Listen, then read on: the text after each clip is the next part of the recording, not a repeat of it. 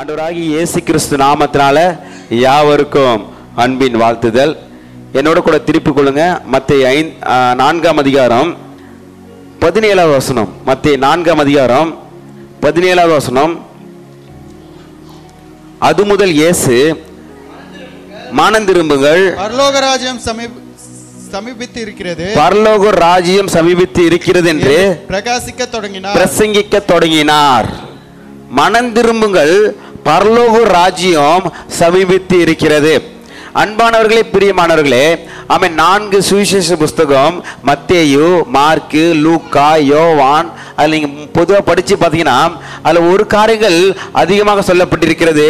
பரலோக ராஜ்யம் சமீபமாக இருக்கிறது, மனம் திரும்புங்கள், பரலோக ராஜ்யம் சமீபமா இருக்கிறது, ஆண்டு வருகை மிகவும் சமமா இருக்கு.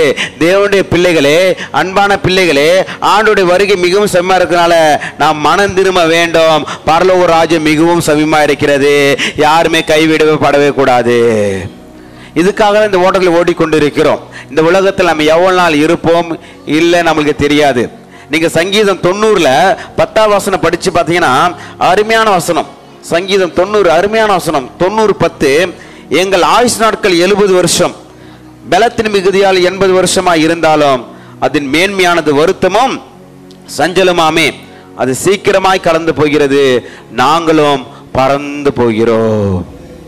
பக்கத்துல சொல்லுங்க, எங்கள் சவுண்ட சொல்லுங்க, எங்கள் ஆயுஷ் நாட்கள் 70 வருஷம், பலத்தின் மிகுதியால் 80 வருஷமா இருந்தாலும் அதன் மேன்மையானது வருத்தமும் சஞ்சலமாமே, அது சீக்கிரமாய் கடந்து போகிறது, நாங்களும் பறந்து போகிறோம்.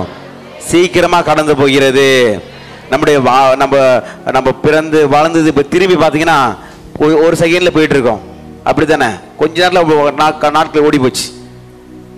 ரொம்ப பெரிய தர்ம தத்தா இருக்காரு, 85 வயசுல தத்தா. அவர் பின்னாடி திரும்பி பார்த்தீங்கன்னா சீக்கிரமா காலங்கள் ஓடிட்டு இருக்கோம். எல்லாரோட வயசு திரும்பி பார்த்தீங்கன்னா கடகடன்னு ஓடிட்டு இருக்கோம். நம்மளுடைய அதுவும் சீக்கிரமாக கடந்து போகிறது, நாங்களும் பறந்து போகிறோம் பரலோகத்திற்கு. அன்பானவர்களே, பிரியமானவர்களே, ஆண்டு வருகை மிகவும் சமீபமாக இருக்கிறது. நாம மீண்டும் மீண்டுமாக கர்த்தருடைய வார்த்தை வந்து கொண்டிருக்கிறது. ஆண்டு ராஜ்யத்துக்கு போகும்படியாக, நித்திய ஜீவனை பெற்றுக்கொள்ளும்படியாக, அதற்காக தான் நாம் அழைக்கப்பட்டு இருக்கிறோம். இது வச்சுதான் அப்போஸ்தலர் பவுல் நிருபங்கள் சொல்றாரு. என்ன சொல்றாரு? நீ விசுவாசத்தின் நல்ல போராட்டத்தை போராடு, நித்திய ஜீவனை பற்றிக்கொள், அதற்காகவே நீ அழைக்கப்பட்டாய். பணத்தோடு நீ போராடாத, விசுவாசத்தோடு போராடு. நல்ல போராட்டத்தை போராடினேன், விசுவாசத்தை காத்துக்கொண்டேன், இது முதல் எனக்காக ஜீவ கிரீடம் வைக்கப்பட்டிருக்கிறது. மனம் திரும்புங்கள், பரலோக ராஜ்யம் மிகவும் சமீபமா இருக்கிறது. அன்பானவர்களே, பிரியமானவர்களே, நீங்க ஏனோ தானோ வாழ்கிற வாழ்க்கை அல்ல. சோதம் குமார பட்டணத்தை பார்த்தீங்கன்னா நேற்று வரைக்கும் இரவு வரைக்கும் அவர்கள் சாப்பிட்டார்கள், பெண் கொடுத்தார்கள், எடுத்தார்கள், சந்தோஷமா இருந்தார்கள். ஆனால் ஒரு செகண்ட்ல சடுதியில் எல்லாமே வாடின்னு போயிடுச்சு, நாட்களாகவே இருக்கிறது. நீங்க வட மாநிலங்களை பார்க்கும் பொழுது அநேக இடத்தில் நிலச்சரிவுகளும் மழை வெள்ளத்தினால் பாதிக்கப்பட்டு, கிராமங்கள் முழுவதுமே நிலச்சரிவினால் பாதிக்கப்பட்டு அநேக பேர் இந்த உலகத்தை விட்டு கடந்து போயிருக்கிறார்கள். ஆனால் கர்த்தர் உங்களுக்கும் எனக்கு கர்த்தர் ஜீவனை கொடுத்திருக்கிறார், வாய்ப்பை கொடுத்திருக்கிறார், தருணத்தை கொடுத்திருக்கிறார். நாம் ஏனோ தானே இருப்பது வாழ்க்கை அல்ல. மனம் திரும்பி பரலோகத்துக்கு போகிற ஒரு பாத்திரமாக இருக்கும்படியாக நம்ம ஒப்பு கொடுப்போமாக. அல்லேலூயா. அதற்காக தான் நாம் அழைக்கப்பட்டு இருக்கிறோம். ஞாயிற்றுக்கிழமை ஒரு நாள் போவது மாத்திரமல்ல, இதுவும் இந்த வாழ்க்கையும் இந்த உலகத்தின் வாழ்க்கையும் சீக்கிரமாக கடந்து போகிறது, நாங்களும் பறந்து போகிறோம். சின்ன சந்தோஷத்துக்காக, சிற்று என்பதற்காக, சின்ன ஒரு காரியத்திற்காக ஆண்டவர் மறுதளிக்கவே கூடாது. யூதாஸ் காரியத்தை காட்டி கொடுத்து மறுதளிச்சான், ஆனா போயிட்டு நாண்டு கொண்டு செத்து போனான். பேதுரு சபிச்சு மறுதளிச்சான், ஆனா மனக்கசந்து அழுதான். மீண்டுமா கர்த்தர் பயன்படுத்தினார். நீங்க மனக்கசந்து, ஆண்டவரே உமக்கு விரோதமான இந்த காரியம் செஞ்சுட்டு, ஆண்டவரே, ஆண்டவரே உமக்கு உன்னை மறுதளிச்சுட்டு, ஆண்டவரே நான் மனிதருக்கு முன்பாக மறுதளிச்சுட்டு, ஆண்டவரே சூழ்நிலை நிமித்தமாக மறுதளிச்சுட்டு, ஆண்டவரே இந்த தேவைக்காக மறுதளிச்சுட்டு, ஆண்டவரே என்ன ஒரு விஷயம் மன்னிங்க ஆண்டு சொல்லும் பொழுது ஆண்டவர் உங்களை மன்னித்து மீண்டுமாக உருவாக்குற தேவனாகவே இருக்கிறார். அல்லேலூயா. மனம் திரும்புங்கள், பரலோக ராஜ்யம் மிகவும் சமீபித்து இருக்கிறது என்று வேதம் சொல்லுகிறது. ஆமென். நீங்க மத்தேயு 24ஆம் அதிகாரத்தில் படிச்சு பார்த்தாலும் அதே காரியங்கள் சொல்லப்பட்டு இருக்கிறது. நீங்க மத்தேயு மார்க் 13ஆம் அதிகாரத்தில் படிச்சு பார்த்தாலும் ஆண்டவருடைய வருகை குறித்து அங்க சொல்லப்பட்டு இருக்கிறது. அப்ப நம்ம எப்படி இருக்க வேண்டும், எப்படி இருந்தா பரலோகத்துக்கு போலாம்? உங்களுக்கு தெரிஞ்சு சொல்லுங்க. எப்படி இருந்தா பரலோகத்துக்கு போலாம்? எல்லாத்துக்கும் உண்மையா இருந்தா பரலோகத்துக்கு போலாம். அப்புறம்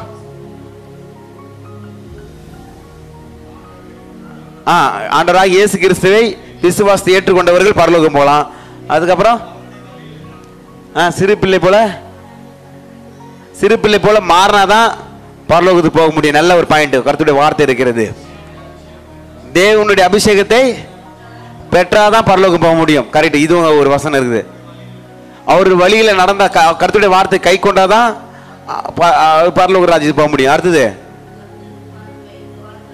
கர்த்தருக்கு பயந்து வாழ்ந்தாலே பரலோகத்துக்கு போகலாம். ஆமென். எல்லாமே நம்ம மக்கள் ரொம்ப அருமையாக சூப்பராக சொன்னாங்க. எல்லாரும் கரங்களை தட்டி மையம் பார்த்துங்க. எத்தனை பேர் ஆமென் சொல்றீங்க? அல்லேலூயா. அப்ப பரலோக ராஜ்யம் போவதற்கு இது ஒரு முக்கியமான ஒரு காரியமாக இருக்கிறது. ஆமென். அப்போ பரலோக ராஜ்யம் போவதற்கு நீங்க சொன்ன காரியங்கள் வேதத்துல எல்லாமே போடப்பட்டு இருக்கிறது. முதலாவது காரியம் நீங்க படிச்சு பாத்தீங்கன்னா அதே மத்தேயு 5ஆம் அதிகாரம் 20ஆம் வசனம் படிச்சு பாருங்க. வேத பாதகர் பரிசேயர் என்பவர்களுடைய நீதியிலும் உங்களுடைய நீதி அதிகமாக இராவிட்டால் பரலோக ராஜ்யத்தில் பிரவேசிக்க மாட்டீர்கள் என்று உங்களுக்கு சொல்லுகிறேன். பரலோக ராஜ்யத்தில் பிரவேசிக்க மாட்டீர்கள் என்று உங்களுக்கு சொல்லுகிறேன். அப்ப யாரு பரலோக ராஜ்யத்தில் போக மாட்டாங்க? முதல் காரியம் சொல்லப்பட்டு இருக்கிறது. வேத பாரகர் பரிசேயர் என்பவர்களுடைய நீதியிலும் உங்கள் நீதி அதிகமாக இராவிட்டால் பரலோக ராஜ்யத்தில் போக முடியாது. நாம் நீதியாக இருந்தாதான் பரலோக ராஜ்யத்துக்கு போக முடியும். நீதி என்பது அது உண்மை சொல்லலாம், அது உத்தமம் சொல்லலாம். எத்தனை பேர் ஆமென் சொல்றீங்க? அப்ப இந்த நீதி நாம உண்மையா இருக்க முடியுமா தெரியல. ஆனா வேதம் சொல்லுகிறது. நீங்க 2 கொரிந்தியர் 5ஆம் அதிகாரம் 21ஆம் வசனம் நீங்க படிச்சு பாத்தீங்கன்னா யாருடைய நீதி நாம் பெற்றுக்கொள்ள வேண்டும் என்று வேதம் சொல்லுகிறது. 2 கொரிந்தியர் 5:21 நாம் அவருக்குள் தேவனுடைய நீதி ஆகும்படிக்கு பாவம் அறியாத அவரை நமக்காக பாவமாக்கினார். அன்பானவர்களே, பிரியமானவர்களே, நாம் அவருக்குள் தேவனுடைய நீதி ஆகும்படி பாவம் அறியாத அவரை நமக்காக பாவமாக்கினார். ஆண்டவராகிய இயேசு கிறிஸ்துவை நாம் பிடித்துக் கொண்டு விசுவாசித்து அவரை துதிப்பது, அவருடைய வார்த்தைகளை கை கொள்வது, அதனால நம்மளுக்கு நீதி வருகிறதாகவே இருக்கிறது. நம்மளுடைய சுய நீதினால நாம் நீதியை பெற்றுக்கொள்ள முடியாது. அவருடைய நீதியை தான் நாம் பெற்றுக்கொள்ள முடியும். அவருடைய நீதி எப்படி வருகிறது? தேவனுடைய நீதியை நாம் அவருக்குள் தேவனுடைய நீதி ஆகும்படிக்கு பாவம் அறியாத அவரை நமக்காக பாவமாக்கினார். நமக்காக அவரை என்னமாக்கினாரு? பாவமாக்கினார். அவருடைய நீதி எனக்கு வந்து விட்டது, என்னுடைய அநீதி எல்லாம் அவர் ஏற்றுக்கொண்டார். சொல்லுங்க, அவருடைய நீதியை நான் பெற்றுக்கொண்டேன். என்னுடைய அநீதி எல்லாம் கல்வார் சிலுவையில எனக்காக சுமந்து தீர்த்து விட்டார். அல்லேலூயா.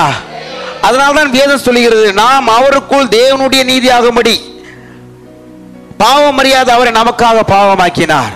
நமக்காக முள்முடி சொல்லப்பட்டது, நமக்காக கைகள் கால்கள் ஆணி அடிக்கப்பட்டது, நமக்காக விழாவில் குத்தப்பட்டார், நமக்காக அவர் கடைசி சொட்டு ரத்த வரைக்கும் நமக்காக சிந்தப்பட்டு மரித்து அடக்கம் பண்ணப்பட்டு 3ஆம் நாள் உயிரோடு எழுந்தார். எத்தனை பேர் சொல்றீங்க? அவருடைய நீதியை பெற்றுக்கொள்ளும்படியாக. நம்மளுடைய சுய நீதினால நான் பரலோக ராஜ்யத்துக்கு போக முடியாது. நான் எவ்வளவு உண்மையா இருக்க தெரியுமா, நான் எவ்வளவு உத்தமமா இருக்க தெரியுமா, நான் எவ்வளவு ஜெபிக்கிறேன் தெரியுமா, நான் எவ்வளவு மற்றவங்களுக்கு உதவி செய்யறேன் தெரியுமா, இதெல்லாம் நல்லதுதான். ஆனா வேதம் சொல்லுகிறது அந்த நீதி பத்தாதுமா, தேவனுடைய நீதியை நான் பெற்றுக்கொள்வதா இருக்க வேண்டும். ஆண்டவரே, உம்முடைய நீதினால் என்னை நிரப்புங்க ஆண்டவரே. பரிசேயர் சதுசேயர் நீதியை காட்டிலும் உங்கள் நீதி அதிகமாக இராவிட்டால் பரலோக ராஜ்யத்துக்கு போக முடியாது. உண்மையாக இருக்க வேண்டும். காண்கின்ற சகோதரன் இடத்துல நம்ம உண்மையாக இல்லைன்னா காணாத தேவன் இடத்துல நம்ம எப்படி உண்மையாக இருக்க முடியும்? நான் தான் அடிக்கடி சொல்லுவேன், உங்க பொருளாதாரத்தில் நீங்கள் ஆசீர்வதிக்கப்பட வேண்டும் என்றால் நீங்க பொருளாதாரத்தில் மற்றவர்களுக்கு உண்மையாக இருக்க வேண்டும். நீங்க இருக்க வேண்டும். ஒருத்தருக்கு ₹1 தரணும்னா அது அவங்களே மறந்துட்டாலும் நம்ம திருப்பி எடுத்து போய் கொடுத்துடணும். அதுதான் ஆசீர்வாதத்தை பெற்றுக்கொள்ள முடியும். ஒருத்தருக்கு நம்ம ₹100 தரணுங்க, ஒருத்தருக்கு நான் ₹500 தரணுங்க, மீன் காசு தரணுங்க, அந்த ஒரு கைமாத்தா வாங்கியிருக்குங்க அப்படின்னு நீங்க நினைச்சினாலும் நீங்க என்ன பண்ணுங்க, திருப்பி கொடுத்துருங்க. சபையிலேருந்து என்ன ஆகாரம் எடுத்துன்னு போகும்போது தட்டி கிளாஸ் நான் எடுத்துன்னு போயிருந்தாலும் எட்டுனதே வச்சுருங்க. சத்தியம் பிதிரு வீட்டில் பக்கத்துல இருந்து எடுத்து போனாலும் கொடுத்துருங்க. எது பேராம சொல்றீங்க, சர்ச்சில் பேர் போட்டிருங்க பின்னாடி. ஆமாம். இருந்தாலும் ஒரு சில தட்டுலாம் காண வச்சு சொல்றீங்க. இருந்தாலும் பரவாயில்ல, கர்த்தர் உங்களுக்கு நல்ல இதோட மேன்மையான தட்டுகள் கர்த்தர் கொடுப்பாராக. அல்லேலூயா. அப்ப நீதி என்பது எப்படி எங்க ஸ்டார்ட் ஆகுதுன்னா, பரலோக நான் நல்லா ஜெபம் பண்றேன் அது கிடையாது. அது மாத்திரம் இல்லை, நான் மற்றவங்கிட்ட எப்படி இருக்கிறேன், நான் உண்மையா இருக்கிறேன்னா, நான் உத்தமா இருக்கிறேன்னா, கொடுக்குள் வாங்கல கரெக்டா இருக்கிறேன்னா, இதுதான் நம்மளுக்கு ஆசீர்வாதத்தை கொண்டு வரும். பரிசேய சதுசேய நீதியை காட்டிலும் உங்களுக்கு நீதி அதிகமாக இராவிட்டால் நீங்க பரலோக ராஜ்யத்தில் போகவே முடியாது. நான் ஏற்கனவே சொல்லியிருக்கிறேன், ஒரு ஒரு ஒரு ஹாஸ்பிட்டல் போனால் ஏதாவது ஒரு வியாதினா என்ன எடுத்து பார்ப்பாங்க, அதிகபட்சமாக ஸ்கேன் எடுத்து பார்ப்பாங்க. அந்த ஸ்கேனு இந்த ஸ்கேனு இது ஒரே ஸ்கேன் எடுத்துகிட்டு போயிடலாம். முதல்ல ஒரு ₹2000 ஸ்கேன் எடுத்து சொல்லுவாங்க. இதில் சரியா தெரியல, இன்னொரு ₹5000 ஸ்கேன் எடுத்துருவாங்க. அதுக்கப்புறம் தெரியல, இன்னொரு MRI ஸ்கேன் ஒரு ₹15,000 ஸ்கேனு. சரி, அதுக்கு ஸ்ட்ரெயிட்டாக நீங்கள் அந்த ஸ்கேன் எடுத்துருக்கலாம். அதுக்கு கூட்டி கழிச்சு பார்த்தா எங்கே போகுது. அல்லேலூயா. அப்ப இந்த ஸ்கேன் பண்ணி பார்க்கும்பொழுது உள்ளுக்கிற உறுப்புகள் ஏன்னா பலவீனங்கள் வியாதிகள் எதனா இருக்கும் என்றால் அது காண்பித்து கொடுக்கிறது. கர்த்தருடைய வார்த்தை இங்க சொல்லுகிற வார்த்தைகள் உங்க ஆவி ஆத்மா சரீரத்தை இப்பொழுது நீங்க ஸ்கேன் பண்ணி பார்க்க போறீங்க, நான் பரலோகத்துக்கு போறோமா போகவில்லையா என்று. எத்தனை பேர் ஆமென் சொல்றீங்க? எத்தனை பேர் ஸ்கேன் பண்ண ரெடியா இருக்கீங்க? அல்லேலூயா. ஆண்டவர் உங்களை ஆவியான ஸ்கேன் பண்ணுவாராக. இந்த காலை வேளையில உங்களுடைய நீதி அதிகமாக இராவிட்டால் பரலோக ராஜ்யத்தில் போக முடியாது என்று வேதம் சொல்லுகிறது. மிக முக்கியமான காரியம், நீங்கள் கலாத்தியர் 5ஆம் அதிகாரம் 19 வாசித்து பார்த்தீங்கன்னா அங்க யார் யாரெல்லாம் பரலோக ராஜ்யத்துக்கு போக மாட்டாங்க என்று சொல்லப்பட்டிருக்கிறது. கலாத்தியர் 5:19 வாசிங்க. மாம்ச கிரியைகள் வெளியரங்கமாக இருக்கின்றன, அவையாவன நல்ல கர்த்த கவனிங்க: விபச்சாரம், வேசித்தனம், அசுத்தம், காம விகாரம், விக்கிரக ஆராதனை, பில்லி சூனியம், பகைகள், விரோதங்கள், வைராக்கியங்கள், கோபங்கள், சண்டைகள், பிரிவினைகள், மார்க்க பேதங்கள், பொறாமைகள், கொலைகள், வெறிகள், களியாட்டுகள் முதலானவைகளே, இப்படிப்பட்டவைகளை செய்கிறவர்கள் தேவனுடைய ராஜ்யத்தில் சுதந்திரிப்பது இல்லை என்று இப்பொழுதும் சொல்லுகிறேன். இந்த காரியங்கள் நமக்குள்ளாக இருக்கும் என்றால் நான் பரலோக ராஜ்யத்தில் போகவே முடியாது என்று இந்த வார்த்தை கொண்டு ஆவியானவர் உங்களை ஸ்கேன் பண்ணி பார்ப்பாராக. எது பேர் ஆமென் சொல்றீங்க? நமக்குள்ளாக ஆமென் மாம்சத்தின் கிரியைகள் விபச்சாரம் இருக்குதா நீங்க பாருங்க. வேசித்தனம் இருக்குதா, அசுத்தம் இருக்குதா, காம விகாரம் இருக்குதா, விக்கிரக ஆராதனை இருக்குதா? அன்பானவர்களே, பிரியமானவர்களே, விக்கிரக ஆராதனை கர்த்தருக்கு விரோதமான பாவமா இருக்கிறது. விபச்சாரத்தை கூட ஆண்டவர் மன்னிச்சிடறாருங்க. ஆனா விக்கிரக ஆராதனை அவரால் மன்னிக்க முடியாது. ஏனென்றால் அவர் தெய்வமே இல்லை என்று வேறொரு காரியத்தை போயிட்டு நம்ம நீங்க என்ன பண்றீங்க, கையெடுக்கிறதுனால அவர் உங்களுக்காக மன்னிக்கவே முடியாது. அன்பானவர்களே, பிரியமானவர்களே, ஒரு சின்ன காரியத்திற்காக, ஒரு அற்ப சந்தோஷத்துக்காக, ஒரு சின்ன உரிமைக்காக கர்த்தரை நீங்க மறுதளிக்காதீங்க. நான் சொல்லுகிறேன், நம்மளுடைய ஜீவனே போனாலும் நான் கர்த்தரை மறுதளிக்க மாட்டேன். கர்த்தருக்காக நான் ரத்த சாட்சியாக மரிக்கிறேன். அல்லேலூயா. ஸ்தேவான் ரத்த சாட்சியாக மரிச்சார். யோவான் ஸ்நானகன் ரத்த சாட்சியாக மரிச்சார். அல்லேலூயா. அநேக ஊழியக்காரர்கள் அவன் வைராக்கியமாக இருக்கிறதை பார்க்கிறோம். அன்பானவர்களே, பிரியமானவர்களே, எந்த சூழ்நிலை உங்களுடைய உரிமைக்காக ஆண்டவரை மறுதளிக்காதீங்க. ஆண்டவரை நீங்கள் பின்னிட்டு போவாதீங்க. ஆண்டு முன்னிலைமை காட்டிலும் பின்னிலைமை மோசமா இருக்கக்கூடாது. அவன் நாய் தன் கக்கினதை மீண்டுமாக தின்னக்கூடாது என்று வேதம் சொல்லுகிறது. நாம் பரலோகத்துக்கு உரியவர்களாக இருக்க வேண்டும். 2 கையை உடையவர்களாக இருந்து நீங்க நரகத்தை போவது காட்டிலும் ஒரு கையை உடையவர்களாக நான் பரலோக ராஜ்யத்துக்கு வர வேண்டும். 2 கால் உடையவர்களாக இருந்து நீங்க நரகத்தை போவதை காட்டிலும் ஒரு கால் உடையவர்களாக நீங்க பரலோக ராஜ்யத்துக்கு வர வேண்டும். பரலோக ராஜ்யம் சமீபமா இருக்கிறது வேதம் சொல்லுகிறது. மனம் திரும்புங்கள். பகல் பாஸ் சொல்லுங்க, மனம் திரும்புங்கள். சொல்லுங்க, மனம் திரும்புங்கள். தம்பி அபிஷேக் சொல்லுவா, மனம் திரும்புங்கள். பரலோக ராஜ்யம் சபிமா இருக்கிறது. பரிசேயர் சதுசேயர் நீதியை காட்டிலும் உங்களுடைய நீதி அதிகமாக இராவிட்டால் நீங்க பரலோக ராஜ்யத்துக்கு போக முடியாது. மாம்ச கிரியைகள் உங்களிடத்தில் இருந்தால் பரலோக ராஜ்யத்திற்கு போக முடியாது. அல்லேலூயா. பொறாமைகள், சண்டைகள், இந்த காரியங்களா இருந்தா பரலோக ராஜ்யத்துக்கு போக முடியாது என்று தெளிவாக சொல்லப்பட்டிருக்கிறது. அன்பானவர்களே, பிரியமானவர்களே, எப்பொழுதும் ஆமென் கர்த்தருடைய ஆசீர்வாதமான வார்த்தைகள் வரும் என்று நீங்கள் எதிர்பார்க்காதீங்க. கர்த்தருடைய வார்த்தை சொல்கிறது, தகப்பன் யார் மேல் அன்பு வைத்திருக்கிறாரோ அவர்களை சிருஷ்டிக்கிறார் என்று வேதம் சொல்லுகிறது. ஆண்டவர்கிட்ட கேட்கும், ஆண்டவரே இன்னைக்கு என்ன ஆண்டவரே வார்த்தை கொடுக்க வேண்டும் என்று இந்த வார்த்தை அழகாக ஆண்டவர் எனக்கு காண்பித்தார். இதை உறுதிப்படுத்துங்க ஆண்டவர் சொல்லும் பொழுது நைட்டு 10:30 மணிக்கு ஒரு பிரதர் கால் பண்ணி நம்ம சபையினுடைய இந்த காரியத்தை குறித்து அவர் மீண்டுமாக சொல்லும் பொழுது ஆவியானவர் உறுதிப்படுத்துகிற தேவனாகவே இருக்கிறார். அல்லேலூயா. ஒரு சகோதரர் அவர் தரிசனத்தை பார்த்து நம்ம ஊழியத்தை குறித்து பார்த்து ஒரு தரிசனத்தை சொல்றாரு. ஆமென். பரலோக ராஜ்யத்துக்கு போகும்படியான ஒரு பெரிய வாகனம், ஒரு பெரிய கப்பல் போல வந்திருக்கிற, பெரிய வாகனம் போல வந்திருக்கிறதா. அங்க ஒரு சிலர்லாம் அந்த கப்பல் வந்து மிதக்கிற மாதிரி இருக்குதான். எல்லாருமே நம்ம சபை மக்கள் நிறைய பேர் ஏறிடுறாங்க. ஆனா 3 பேர் மாத்திரம் கைவிடப்படுறாங்க. 3 பேர் மாத்திரம் கைவிடப்படுறாங்க. நான் இது வந்து அவர் இந்த வசனத்தை வந்து எனக்கு ஒரு 7 மணிக்கு ஆண்டவர் காண்பித்தாரு இரவு. ஆனா 10:30 மணிக்கு அந்த சகோதரன் கால் பண்ணி இது போல தரிசனத்தை நான் பார்த்தேன். நான் எல்லாருமே பரலோக ராஜ்யத்துக்கு எடுத்துக்கொள்ளப்படுறாங்க. ஆனா 3 பேர் மாத்திரம் கைவிடப்படுறாங்க. அதை நான் உறுதிப்படுத்தி கொண்டேன். ஆண்டவர் இந்த வார்த்தை நான் மத்தியில பேச விரும்புகிறார், நம்மளை குணப்படுத்த விரும்புகிறார். எது பேர் ஆமென் சொல்றீங்க? ஆண்டவர் மறுதளிக்காதீங்க. நீதி நம்மளுடைய நீதியா இருக்க முடியாதுங்க. தேவனுடைய நீதி எனக்கு உண்டாவதாக. நாம் தேவனுடைய நீதி ஆகும்படிக்கு பாவம் அறியாத அவரை நமக்காக பாவமாக்கினார். நான் அவரை விசுவாசிக்க போகிறேன், அவரை ஆராதிக்க போகிறேன், அவரை துதிக்க போகிறேன், அவர் சித்தத்தை செய்து அவர் நீதியை நான் பெற்றுக்கொள்ள போகிறேன். கரங்களை தட்டி மகிமைப்படுத்துங்க. எத்தனை பேர் ஆமென் சொல்றீங்க? அப்போ நம்ம நீதி கரெக்டா இருந்துச்சுன்னா, நீதி கரெக்டா இல்லைன்னா பரலோக ராஜ்யத்துக்கு போக முடியாது. மாம்ச கிரைகள் இருந்தா பரலோக ராஜ்யத்துக்கு போகவே முடியாது. 3வது காரியம், அவருடைய சித்தம் செய்யலனா நான் பரலோக ராஜ்யத்துக்கு போக முடியாது என்று வேதம் சொல்லுகிறது. அதே மத்தேயு 7ஆம் அதிகாரம் 21 சொல்லுது. மத்தேயு 7ஆம் அதிகாரம் 21 வசனம் படிச்சு பாத்தீங்கன்னா, பரலோகத்தில் இருக்கிற என் பிதாவின் சித்தத்தின்படி செய்கிறவன் பரலோக ராஜ்யத்தில் பிரவேசிப்பான் அல்லாமல் என்னை நோக்கி கர்த்தாவே கர்த்தாவே என்று சொல்லுகிறவன் அதில் பிரவேசிப்பதே இல்லை. அன்பானவர்களே, பிரியமானவர்களே, ஆண்டவருடைய சித்தத்தை செய்யும்படியாக தான் ஆண்டவர் நம்ம இந்த உலகத்தில் உருவாக்கி வைத்திருக்கிறார். நம்ம எப்படி வாழ வேண்டும். நம்ம ஒரு பொருள் வாங்கும்பொழுது அடிக்கடி சொல்லியிருப்பேன், ஒரு பொருள் வாங்குறீங்க, ஒரு டிவி வாங்குறீங்க, ஒரு ஃப்ரிட்ஜ் வாங்குறீங்க, ஒரு ஃபேன் வாங்குறீங்க, எது வாங்கினாலுமே ஒரு கேட்டலாக் போல ஒரு கொடுப்பாங்க, ஒரு டெமோ கார்டு மாதிரி கொடுப்பாங்க. நீங்க எப்படி பயன்படுத்த வேண்டும், எது சூழ்நிலை பயன்படுத்த வேண்டும், எப்படி கனெக்ஷன் கொடுக்க வேண்டும் என்று அந்த பொருள் உருவாக்கும் போது அது எப்படி பயன்படுத்த வேண்டும் என்று ஒரு சின்ன பேப்பர் வச்சிடறாங்க. கொசுவத்தி வாங்கினா கூட அதுல ஒரு பேப்பர் இருக்குது, பாத்துறீங்களா? கொசுவும் சின்னதா இருக்கிற மாதிரி அதுக்கு ஒரு அது எழுத்து ரொம்ப சின்னதா இருக்குது. அது அந்த கம்பெனிக்காரன் படிப்பானு தெரியல, அவ்வளவு சின்னதா. நான் ஒரு கண்ணாடி தான் வாங்கி போட்டு படிச்சு பார்க்கணும் போல.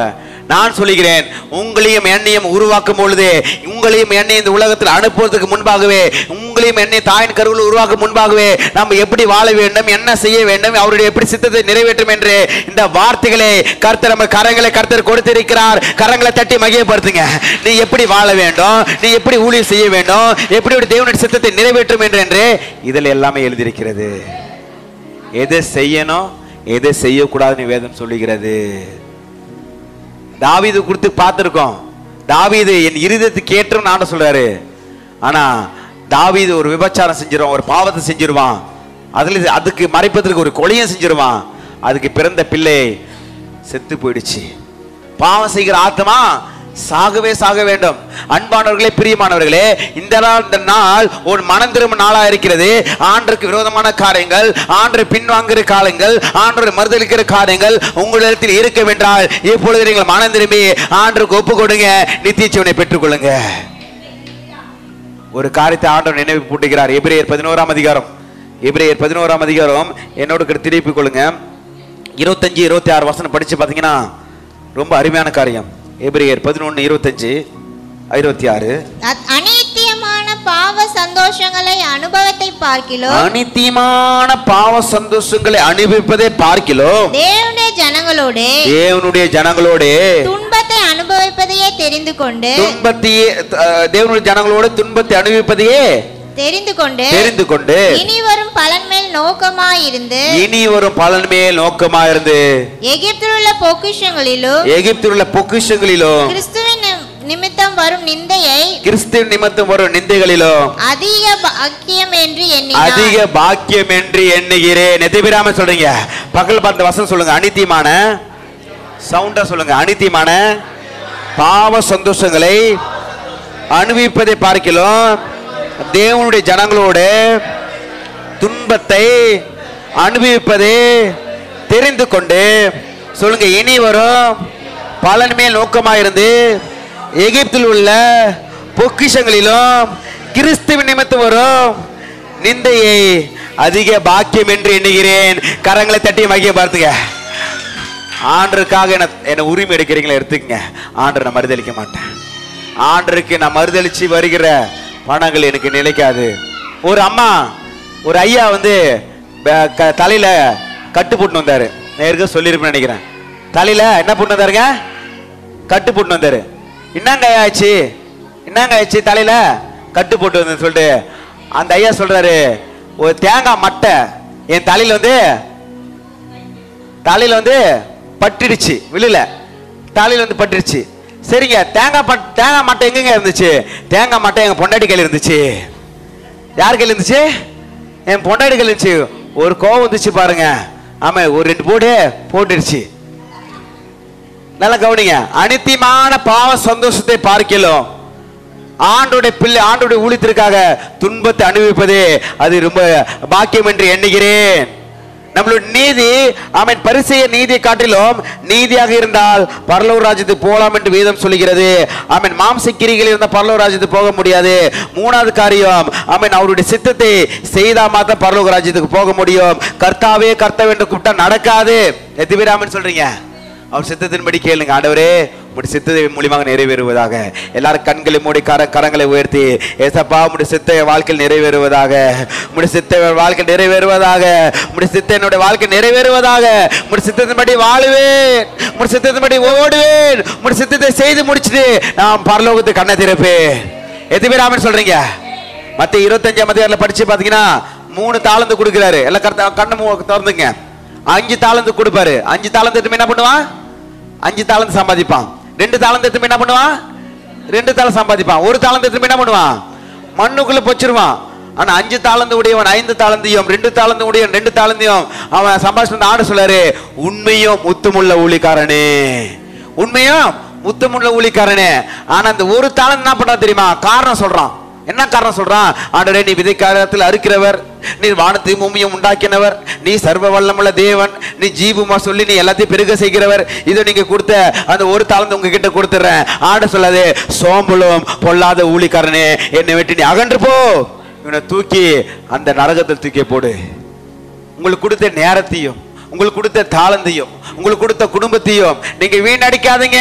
கடவுளுக்காக பயன்படுத்துங்க. அவர் சித்தத்தின்படி செய்யுங்க. எத்தனை சொல்றீங்க? உங்க குடும்பத்துல நீங்க குடும்பம் ஆராதிங்கன்னா பாரப்படுங்க. ஆண்டவரே என் குடும்பம் ஆராதிக்கணும். ஆண்டவரே நானும் என் வீட்டாரும் என்றால் நான் கர்த்தரையே சேவிப்போம். ஆண்டவரே கணவன் சபைக்கு வராம இருக்காரா? அதுக்காக நீங்க ஜெபம் பண்ணுங்க. மனைக்கு சபைக்கு வராம இருக்காங்களா? அதுக்காக பாரப்படுங்க. உங்க பிள்ளைகள் சபைக்கு வராம இருக்காங்களா? அதுக்காக நீங்க பாரப்படுங்க. அல்லேலூயா. உங்களுக்கு கொடுத்த குடும்பத்தை இழந்துடாதீங்க. 5 தாளந்தனுக்கு 5 லட்சம் ரூபாய் கொடுத்திருக்காரு. 2 தாளந்து உடனுக்கு 2 லட்சம் ரூபாய் கொடுத்திருக்காரு. 1 தாளந்து உடனுக்கு 5 தாளந்து உடையவன் உதயசூரியன் மாதிரி தெரியுது.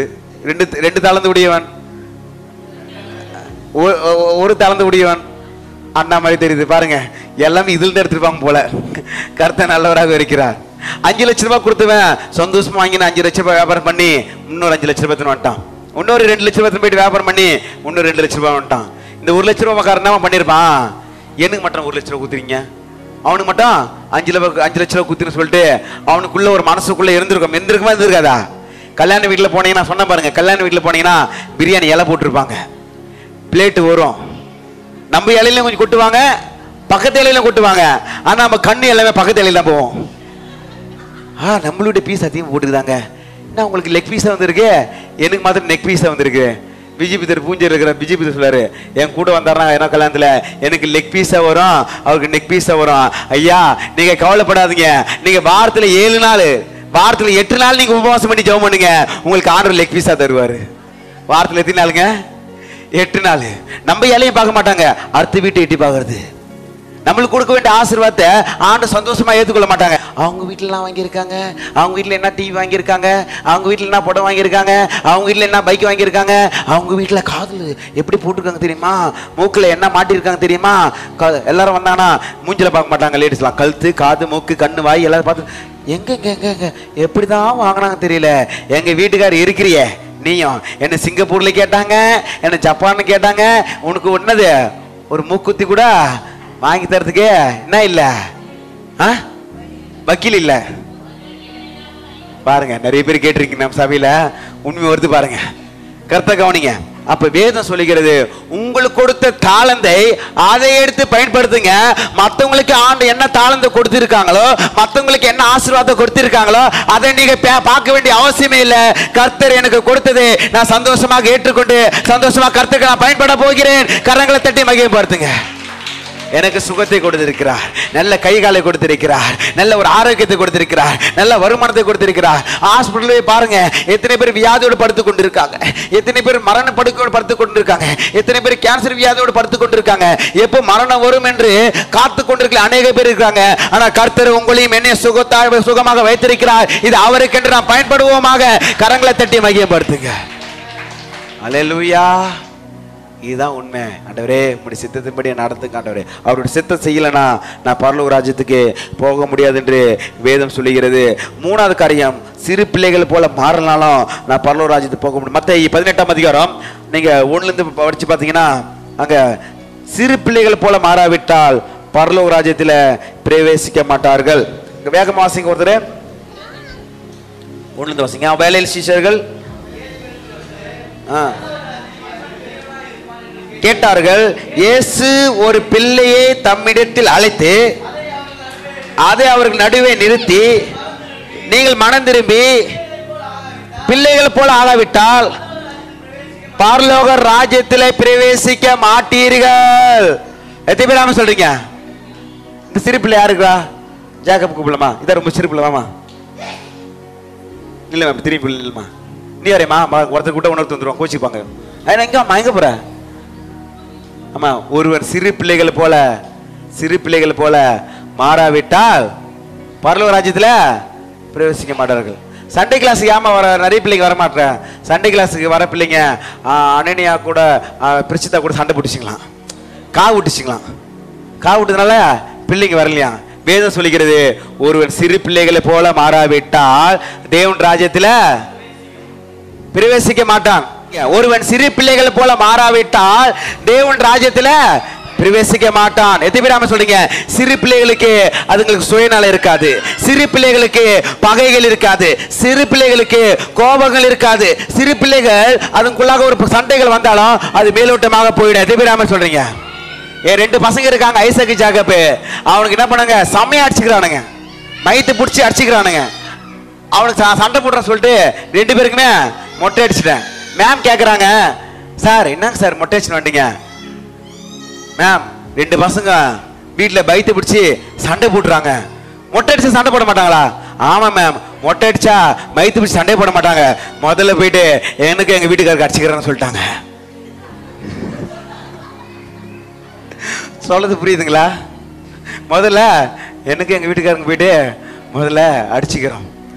ஒருவன் சிறு பிள்ளைகள் போல மாறாவிட்டால், சிறு பிள்ளைகளுக்கு என்ன இருக்காது? சிறு பிள்ளையா இருக்கும் போது நான் சிறு பிள்ளை போல யோசித்தேன், சிறு பிள்ளை போல பேசினேன். நான் வளர்ந்து புருஷனான போது நான் புருஷனுக்குரியவர்கள் நான் யோசிக்கிறேன் பேசுகிறேன் வேதம் சொல்கிறது. ஒருவன் சிறு பிள்ளைகளை போல மாறாதான் பரலோக ராஜ்யத்துக்கு போக முடியும். பகல் பசங்க சிறு பிள்ளைகள் போல மாறாவிட்டால் பரலோக ராஜ்யத்துக்கு போக முடியாது. சிறு பிள்ளைகள்கிட்ட பொறாமை இருக்காது, சண்டை இருக்காது, கசப்பு இருக்காது. எத்தனை பேர் சொல்றீங்க? அது போல மாற வேண்டாம். கரங்கள் தட்டி மையம் பார்த்துங்க. 2 பசங்க ஒன்னா அடிச்சுனானுங்க. ஒரு அப்பளத்துக்காக 2 பேரும் அப்பிட்டானுங்க, 2 பேரும் சண்டை போட்டேன்.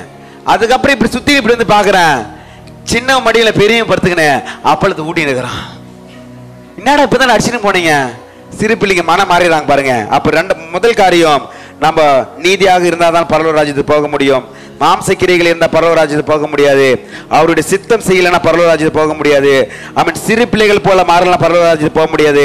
ஆண்டவர் நம்ம கொடுத்த தாளந்தை நம்ம பயன்படுத்தலாம், பரலோக ராஜ்யத்திற்கே போகவே முடியாது. ஆமென். 6வது ஒரு காரியம், பரிசுத்தம் இல்லைன்னா பரலோக ராஜ்யத்துக்கு போகவே முடியாது. என்னோட கூட திருப்பி கொள்ளுங்க. எபிரேயர் 12ஆம் அதிகாரம் 14ஆம் வசனம். எபிரேயர் 12:14. யாவரோடும் சமாதானமாய் இருக்கவும் பரிசுத்தமுள்ளவர்களாய் இருக்கவும் நாடுங்கள். பரிசுத்தம் இல்லாமல் ஒருவனும் கர்த்தரை தரிசிப்பதில்லையே. இந்த வசனம் தரிக்க செய்யலாமா? யாவரோடும், சத்தமா சொல்லுங்க, யாவரோடும் சமாதானம் இருக்கவும் பரிசுத்தமுள்ளவராய் இருக்கவும் நாடுங்கள். பரிசுத்தம் இல்லாமல் ஒருவனும் கர்த்தரை தரிசிப்பதில்லை. அல்லேலூயா.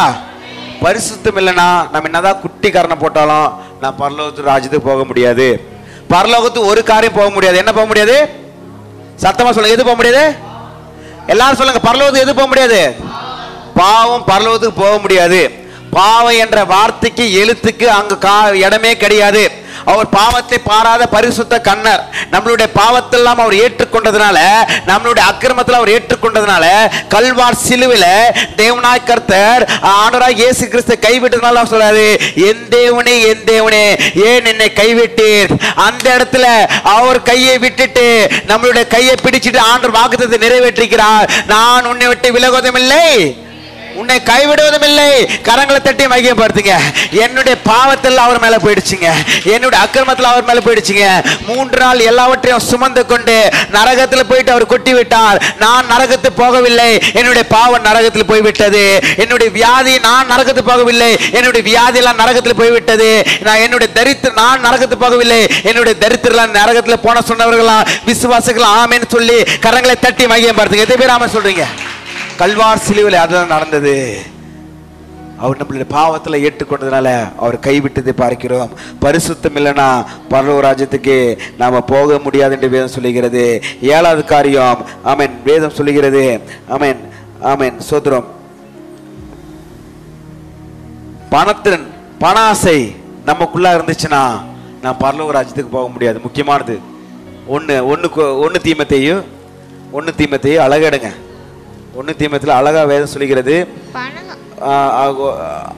9 வசனம் கூட வாசிங்க. 9 வசனம்.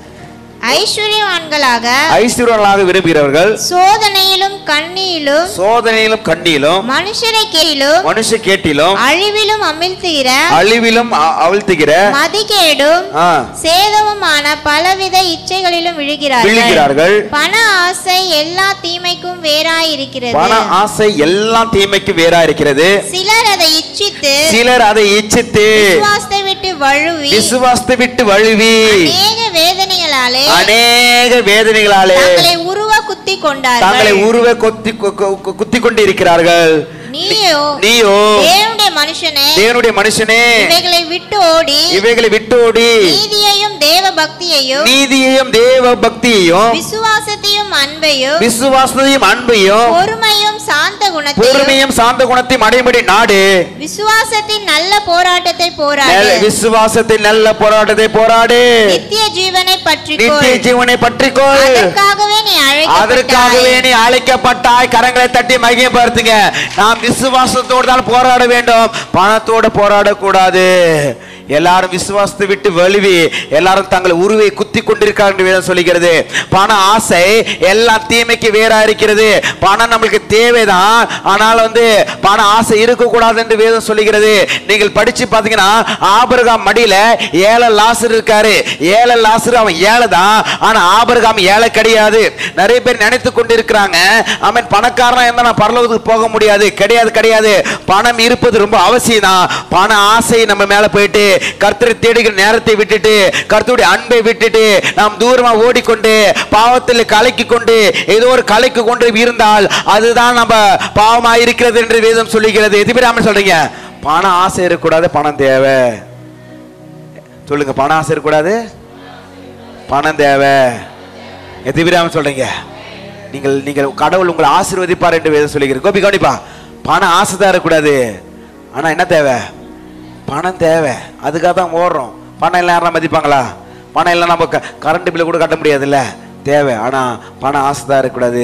அன்பானவர்களே, பிரியமானவர்களே, கர்த்தர் உங்களோடு கூட பேசிக் கொண்டிருக்கிறார். நாம் பரலோக ராஜ்யத்துக்கு போக வேண்டும். நித்திய நரகம் ஒன்றும் இருக்கிறது, நித்திய பரலோகம் ஒன்று இருக்கிறது. மீண்டுமாக சொல்கிறேன், நித்திய பரலோகம் ஒன்றும் இருக்கிறது.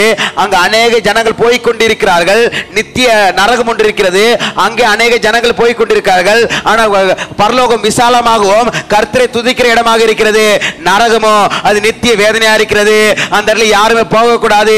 நித்திய பரலோகத்தில் போகும்படியாக நாம் ஒப்பு கொடுப்போமாக. எல்லாரும் ஒரு நிமிடம் எழுந்து நின்று ஆண்டு சமூகத்தில் ஹல்லேலூயா, நன்றி ஆண்டவரே. ஒரு நிமிடம் ஹல்லேலூயா, நன்றி நன்றி தகப்பனே, ஹல்லேலூயா. மனம் திரும்புங்கள், மனம் திரும்புங்கள். பரலோக ராஜ்யம் மிகவும் சமீபமா இருக்கிறது. ஒரு நிமிடம் கண்களை மூடி, ஆண்டவரே ஆண்டவரே என்னை கிருபையாக என்னை மன்னிங்க ஆண்டவரே. உமக்கு விரோதமான காரியங்களை எடுத்து போடுங்க ஆண்டவரே.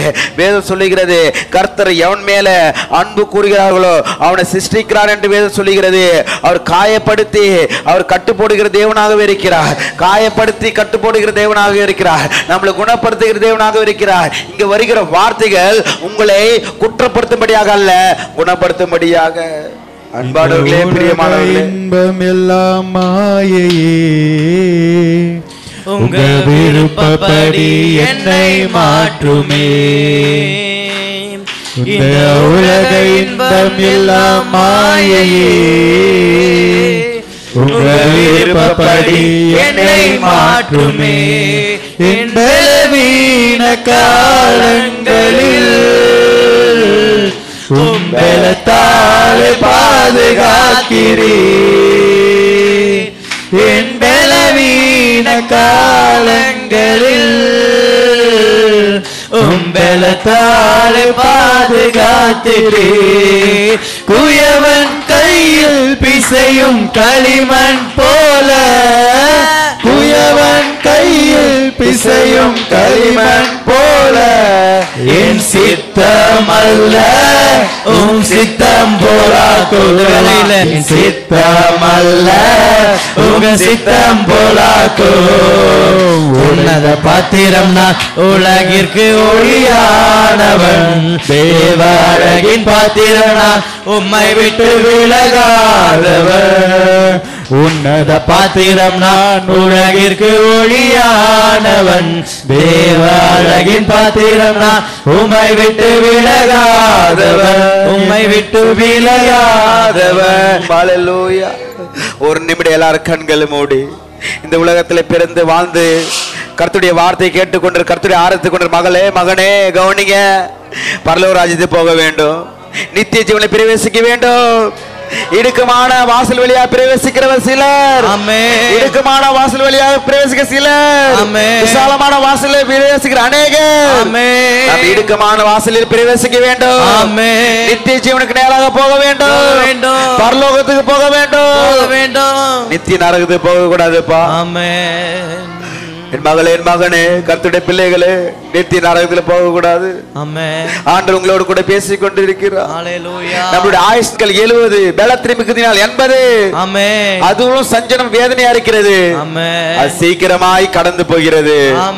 நாங்களும் பறந்து போகிறோம் என்று சொல்லுகிறது. 1000 வருஷம் அவருக்கு ஒரு நாளே போலவும், நேற்று கழித்த இரவு போலவும் இருக்கிறது. மன திரும்புகள் பரலோக ராஜ்யம் மிகவும் செம்மையா இருக்கிறது. இந்த சத்தத்துக்கு நீங்க உண்மையா செவி கொடுங்க. ஆவியார் நம்மளோடு கூட பேசிக் கொண்டிருக்கிறார். என் சபை மக்களே, உங்களோடு கூட பேசிக் கொண்டிருக்கிறார். மனம் திரும்புங்க. உங்களுக்கு கூட தான் பேசிக் கொண்டிருக்கிறார். விக்கிரக ஆராதனைக்கு கையெடுக்க போகிற சகோதரனை உங்களோடு கூட தான் பேசிக் கொண்டிருக்கிறார். விக்கிர ஆராதனை கர்த்தருக்கு அருவருப்பான பகை என் வேதம் சொல்லுகிறது. பரலோக ராஜ்யத்தில் பிரவேசிக்க முடியாது, தேவன் ராஜ்யத்தில் பிரவேசிக்க முடியாது. நம்மளுடைய நீதி எப்படி இருக்கு பாருங்க. சுய நீதி இல்லமா, தேவனுடைய நீதி. நாம் தேவனுடைய நீதி ஆகும்படிக்கு பாவம் அறியாதவர் நமக்காக பாவமாக்கினார் என்று வேதம் சொல்லுகிறது. பாவமாக்கினார் என்று வேதம் சொல்லுகிறது. மாம்சிக்கிரிகள் நமக்குள்ளாக இருக்கக்கூடாது. சண்டைகள் நமக்குள்ளாக இருக்கக்கூடாது. பகைகள் நமக்குள்ளாக இருக்கக்கூடாது. விபச்சார வேசித்தனம் இருக்கக்கூடாது. காம விகாரங்கள் நமக்குள்ளாக இருக்கக்கூடாது. பில்லி சூனியங்கள் நமக்குள்ளாக இருக்கக்கூடாது. பொறாமைகள் நமக்குள்ளாக இருக்கக்கூடாது. கொலைகள், வெறிகள், கலியாட்டுகள் இருக்கக்கூடாது. இப்படிப்பட்ட செய்கிறவர்கள் தேவன் ராஜ்யத்தை சுதந்திரிப்பில்லையர் என்று வேதம் சொல்லுகிறது. அவருடைய சித்தம் செய்யலாம், பரலோக ராஜ்யத்தை போக முடியாது. என்ன நோக்கி கர்த்தாவே கர்த்தாவே கூட உங்களை அறியவில்லை, என் சித்தத்தை செஞ்சியா, என்னுடைய விருப்பத்தை நிறைவேற்றினியா, எல்லாவற்றையும் செய்ய ஆண்டவர் எல்லாம் நம்மளுக்கு தாண்டி உள்ளபடி தான் ஆண்டவர் பயன்படுத்துவார். நம்மளை விட அதிகமா செய்யட்டும், அவன் நம்ம பொறாமப்பட தேவையில்ல. நம்மளை விட கம்மியா செய்யட்டும், அதனால நம்ம பெருமைப்பட தேவையில்ல.